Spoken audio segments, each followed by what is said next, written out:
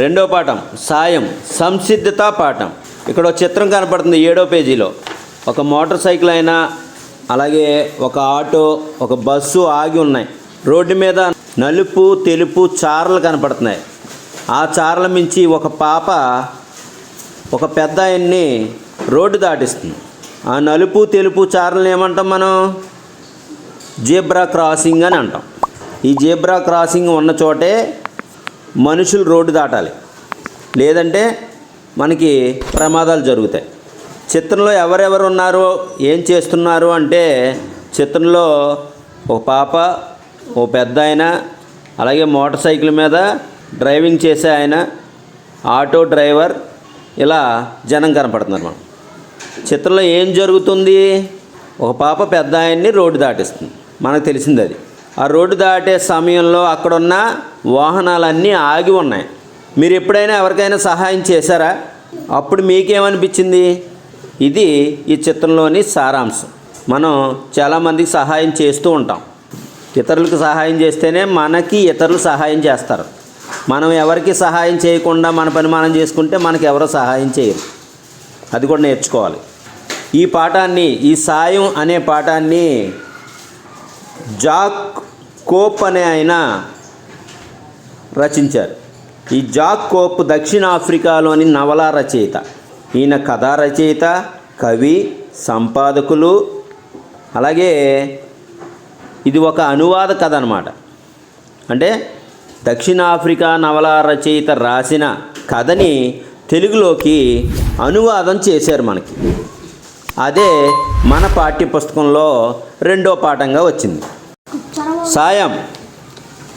ఇక్కడ కరెంటు వైర్లు, ఒక పెంకుటిల్లు, ఆ పెంకుటిల్లు పక్కనే మనకి ఒక అరటి చెట్టు, ఒక నుయ్యి, ఒక బాబుకి వాళ్ళ అమ్మగారు, ఇలాగా ఈ చిత్రంలో కనపడుతున్నారు మనకి. ఈ కరెంటు తీగల మీద బోల్డ్ పక్షులు ఉన్నాయి.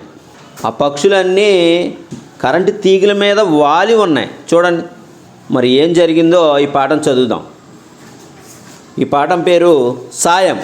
ఇంతకుముందు చెప్పుకున్నాం కదా, మనం ఇతరులకు సహాయం చేస్తేనే మనకి ఎవరైనా సహాయం చేస్తారు. ఆ సారాంశమే ఈ పాఠం యొక్క లక్ష్యం అయి ఉంటుంది. రవికి పక్షులంటే చాలా ఇష్టం. వాటి మధురమైన కిలకిలా రావాలు వినడం మరీ ఇష్టం. రవి నిద్రలేవగానే కిటికీ దగ్గరికి వచ్చి నిలబడతాడు. అక్కడ ఉన్న పక్షులను చూస్తూ వాటి ధ్వనులు వింటూ తన దినచర్యను మొదలెడతాడు. ఈ అందమైన చిన్న చిన్న పక్షులు ఎక్కడి నుండి వస్తాయో, ఎక్కడికి వెళతాయో అని ఆలోచిస్తూ ఉంటాడు. ఒకరోజు ఉదయం ఒక పెద్ద పక్షుల గుంపు వచ్చింది. రోజులాగే అవి విద్యుత్ తీగల మీద కూర్చున్నాయి. కిచకిచమంటూ రెక్కలాడిస్తున్నాయి. చిటికీ మాటికి ఎగురుతూ మళ్ళీ వచ్చి అదే తీగపై వాలుతున్నాయి. ఇదంతా రవి ఆసక్తిగా చూస్తున్నాడు. కొద్దిసేపటికే ఒకటొకటి పక్షులన్నీ ఎగిరిపోసాగాయి. కానీ ఒక పిచ్చుక అక్కడే ఉండిపోయింది. అది ఎగరడానికి ప్రయత్నిస్తోంది, కానీ ఎగరలేకపోతోంది. రవి ఆ పిచ్చుకను చూశాడు. ఆ పిచ్చుక కాలు తీగలో ఇరుక్కుపోవడాన్ని గమనించాడు. అమ్మా, అటు చూడు, ఆ పిచ్చుక తీగలో ఇరుక్కుపోయింది అన్నాడు. పర్వాలేదులేరా, కాసేపు అయితే అదే ఎగిరిపోతుంది అంది వాళ్ళమ్మ. కాదమ్మా, దాని కాలు తీగలో ఇరుక్కుపోయింది, అందుకే ఎగరలేకపోతుంది అన్నాడు. ఇలా తీగల్లో ఇరుక్కుపోతూనే ఉంటాయి. నువ్వు లోపలికి రా. దాని గురించి నువ్వేమీ ఆందోళన పడాల్సిన అవసరం లేదు. పాపం అమ్మా, నువ్వు కాస్త ఆలోచించు. అది ఈ తీగలో రాత్రంతా ఇరుక్కుపోయి ఉంటే ఏమవుతుందో? ఏమీ అవదు. నువ్వు పొద్దున్నే లేచేసరికి అది ఎగిరిపోయి ఉంటుంది చూడు అంది అమ్మ. రవి రాత్రంతా ఇదే ఆలోచనలో పడుకున్నాడు. పిచ్చుకకి ఏమీ కాకూడదని కోరుకున్నాడు. మరుసటి రోజు ఉదయం లేవగానే పిచ్చుక గుర్తుకొచ్చింది. గబగబా బయటికి వెళ్ళి తీగ వైపు చూశాడు. అక్కడ దృశ్యం చూసి ఆశ్చర్యపోయాడు. ఏం జరిగిందంటారు? ఆ పిచ్చుక అలాగే ఉంది. కానీ పిచ్చుక చుట్టూ ఇతర పక్షులు చేరాయి. తీగకు ఇరుక్కున్న పిచ్చుక నోరు తెరిచి ఉంది. పక్షులన్నీ దాని నోటికి ఆహారం అందిస్తున్నాయి.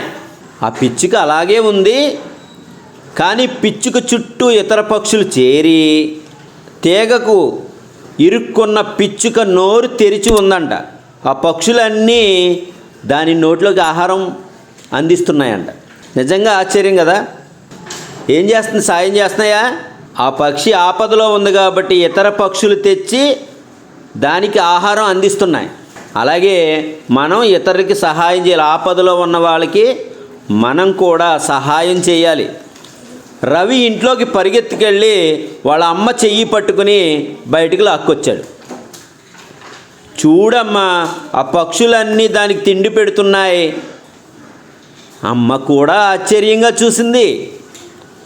రవికి ఇదంతా ఆశ్చర్యంగా వింతగా అనిపించింది.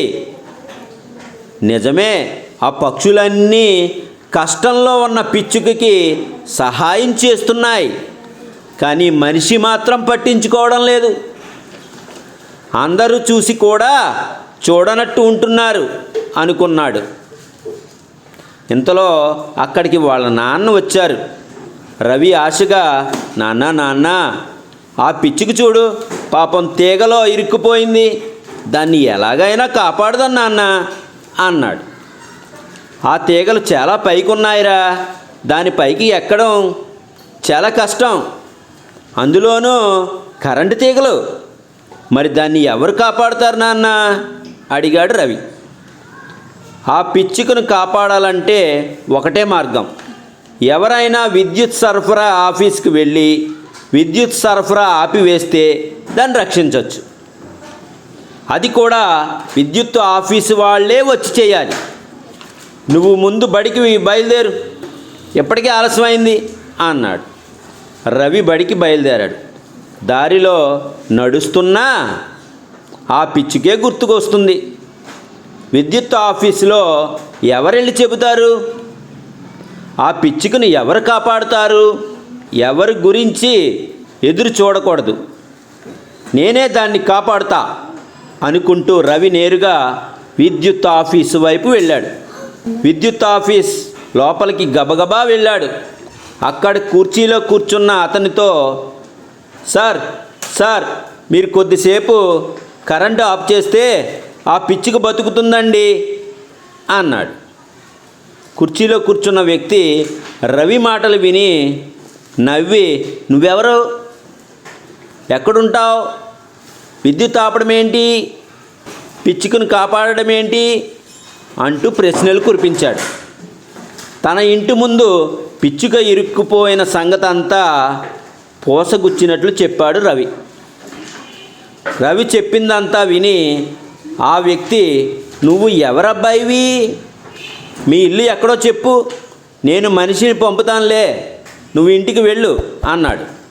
సార్, నేను రాఘవ గారి అబ్బాయిని, మేము పోస్ట్ ఆఫీస్ వీధిలో ఉంటాం, మీ వాళ్ళని తొందరగా పంపండి, పాపం పిచ్చుక అరుస్తుంటే ఏడుస్తున్నట్లుంది అన్నాడు. అతను నవ్వుతూ అలాగే అన్నాడు. రవి బడికి వెళ్ళి వచ్చేశాడు. సాయంత్రం అయింది.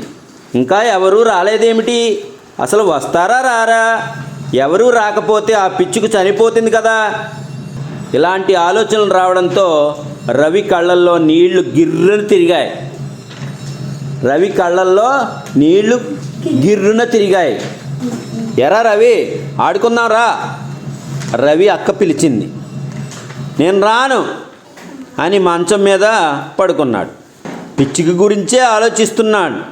కొంతసేపటికి, రవి, నీ కోసం ఎవరో వచ్చారు చూడు అంటూ అమ్మ పిలిచింది. రవి బయటకు వచ్చాడు. ఎదురుగా విద్యుత్ ఆఫీసులో పనిచేసే వ్యక్తి, అతనితో పాటు నిచ్చెనతో మరో మనిషి వచ్చారంట. రవి కళ్ళు ఆనందంతో మెరిసిపోయాయి. వచ్చేసారా, రండి సార్. ఆ వ్యక్తి నవ్వుతూ, విద్యుత్తు ఆఫ్ చేసాంలే, పిచ్చుకుని రక్షిస్తాం, నువ్వు కూడా రా అన్నాడు. అందరూ కలిసి బయటకు వెళ్ళారు. వచ్చిన వ్యక్తి నిచ్చెన వేసుకుని పైకెక్కి జాగ్రత్తగా పిచ్చుక కాలును తీసి విడిపించాడు. కిందికి దిగి వచ్చి ఆ పిచ్చుకను రవి చేతిలో పెడుతూ, ఇదిగో నీ పిచ్చుక బతికే ఉంది, సంతోషమే కదా అన్నాడు. రవి ఆత్రంగా ఆ పిచ్చుకను చేతిలోకి తీసుకున్నాడు. మెల్లగా దాన్ని నేల మీద వదిలిపెట్టాడు. పిచ్చుక ఎగరడానికి ప్రయత్నించింది, కానీ కొద్దిగా పైకి ఎగిరి కింద పడిపోయింది. కుంటుతూ నడిచింది. కొద్దిసేపటికి అది మళ్ళీ ఎగరడానికి ప్రయత్నించింది. ఈసారి ఎగరడంలో సఫలీకృతమైంది, అంటే ఎగిరిపోయింది. కిచ్కిచ్చుమంటూ గాల్లోకి ఎగిరింది.